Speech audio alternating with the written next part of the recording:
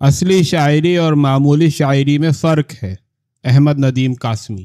شاعری بہت اونچا اور اسی لیے بہت نازک اور شاید اسی لیے بہت مظلوم فن ہے۔ ہر دور میں پائے کے شعراء تو معدود چند ہی ہوتے ہیں، لیکن ہر دور میں شاعری اتنے بے شمار لوگ کرتے ہیں کہ اچھی شاعری کو اس انبار میں سے نکل کر نمایاں ہونے میں خاصا عرصہ لگتا ہے۔ یہ صورتحال کسی ایک ملک کے ساتھ خاص نہیں ہے۔ ہر مہذب ملک کا ہر دور میں یہی عالم رہا ہے اور آج بھی یہی عالم ہے، مگر ہمارے ہاں تو ایسا معلوم ہوتا ہے جیسے پوری قوم شعر کہہ رہی ہے۔ اس میں بھی کوئی خاص قباحت نہیں ہے، کیونکہ جس طرح کوئی قانون ایک بدحیت آدمی کو خوبصورت لباس پہنانے سے نہیں روک سکتا، اسی طرح شعر کہنے کے لائسنس بھی جاری نہیں کیے جا سکتے۔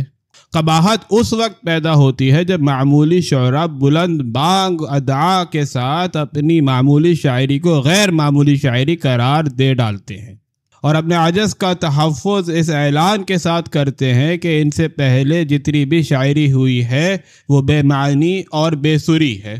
ظاہر ہے کہ شعر کا نقاد ہر شاعر کو شاعری کی روایت کے پس منظر پر لا کر پرکھتا ہے، اور جب قاری بھی شعر پڑھتا ہے تو اس کے ذہن میں ولی سے لے کر میر و غالب، حالی و اقبال اور جوش و فیض تک کی شاعری کی روایت زندہ ہوتی ہے۔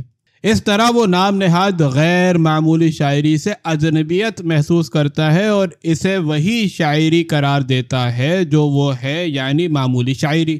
ادعائی شعراء اپنی شاعری کے اس تقابلی مطالعے کو بجا طور سے سب سے بڑا خطرہ سمجھ کر شاعری کی روایت ہی کے خلاف بغاوت کا اعلان کر دیتے ہیں۔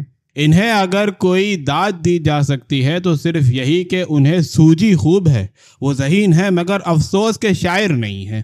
ہمیں اردو کی شعری روایت سے کٹی ہوئی اس شاعری پر یہ چند سطور لکھنے کی ضرورت اس لیے پیش آئی کہ ہم ذہانت کی قدر کرتے ہیں اور نہیں چاہتے کہ اس دولت کو ایک بیکار اور بے نتیجہ مشغلے میں لٹایا جائے۔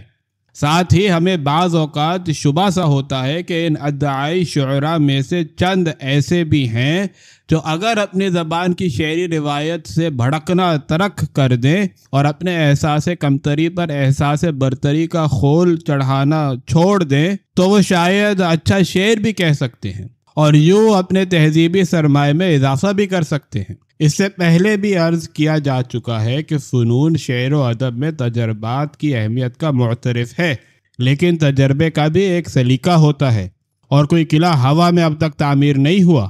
تجربہ ہمارے شعر و ادب میں تازگی اور شگفتگی لاتا ہے، لیکن سر کے بل کھڑا ہوا تجربہ کثرت ہو تو ہو، فن نہیں ہوتا، اور جو اسے فن کہتا ہے وہ فن کا اگر بدخواہ نہیں تو خیرخواہ بھی نہیں۔